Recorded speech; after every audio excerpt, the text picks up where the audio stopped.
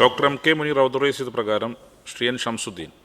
Sir, നമ്മുടെ ഈ PSC എന്ന് പറയുന്ന ഭരണഘടനാ സ്ഥാപനം ഏറെ വിശ്വാസ്യതയും സുതാര്യതയും ഉണ്ടാകേണ്ടതാണ്. സർ, ഇന്ന് ഏറ്റവും വലിയൊരു വാർത്ത, ഒരു PSC അംഗമാകുന്നതിന് ഒരു ഭരണകക്ഷി നേതാവ് 60 ലക്ഷം രൂപ കോഴ ചോദിച്ചുവെന്നും അതിൽ 22 ലക്ഷം രൂപ ആ പാർട്ടി നേതാവിന് കൈമാറിയെന്നും ഇതിൻ്റെ അന്വേഷണം അങ്ങയുടെ പാർട്ടി സെക്രട്ടേറിയറ്റിൽ നടക്കുന്നുണ്ട് എന്നൊക്കെയാണ് സർ. ഇതിനു മുമ്പും PSC അംഗമാകുന്നതിന് ഇങ്ങനെ പണം കൈക്കൂലി കൊടുക്കുന്ന ഒരു വാർത്തകൾ വന്നിരുന്നു. ഇത് നമ്മുടെ നാട്ടിൽ ഈ ജോലിയും കാത്ത് പ്രതീക്ഷിച്ചിരിക്കുന്ന ധാരാളം ചെറുപ്പക്കാരുൾപ്പെടെ എല്ലാവർക്കും വലിയ പ്രയാസം ഉണ്ടാക്കുന്ന സംഗതിയാണ്. ഇപ്പോൾ കോഴിക്കോട്ട് നിന്ന് ഉയർന്നു വന്നിട്ടുള്ള ഈ ആരോപണം അങ്ങയുടെ ശ്രദ്ധയിൽപ്പെട്ടിട്ടുണ്ടോ? ഇതിൽ എന്ത് നടപടി എടുക്കാനാണ് ഉദ്ദേശിക്കുന്നത്?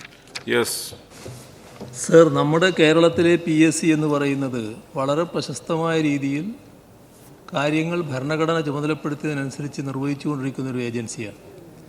ആ സ്ഥാപനത്തെ അല്ലെങ്കിൽ ആ ഭരണഘടനാ സ്ഥാപനത്തെ അപകീർത്തിപ്പെടുത്താനുള്ള ഒട്ടേറെ ശ്രമങ്ങൾ നേരത്തെ തന്നെ നമ്മുടെ സംസ്ഥാനത്തുണ്ടായിട്ടുണ്ട്. നിർഭാഗ്യകരമായൊരു വശമാണത്.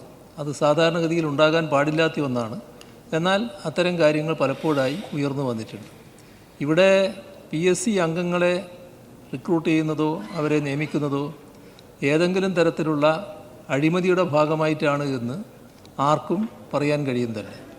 അതുകൊണ്ട് തന്നെ PSC അംഗങ്ങളെ നിയമിക്കുന്നതുമായി ബന്ധപ്പെട്ട് ഒരു തരത്തിലുള്ള വഴിവിട്ട രീതികളും ഉണ്ടാകാറില്ല.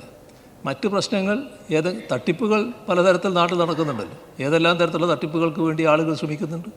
അങ്ങനെയുള്ള തട്ടിപ്പുകൾ നാട്ടിൽ നടക്കുമ്പോൾ അതിൻ്റെ ഭാഗമായുള്ള നടപടികൾ സ്വാഭാവികമായി ഉണ്ടാകുമെന്ന് തന്നെയാണ് അതിൽ കാണേണ്ടത്.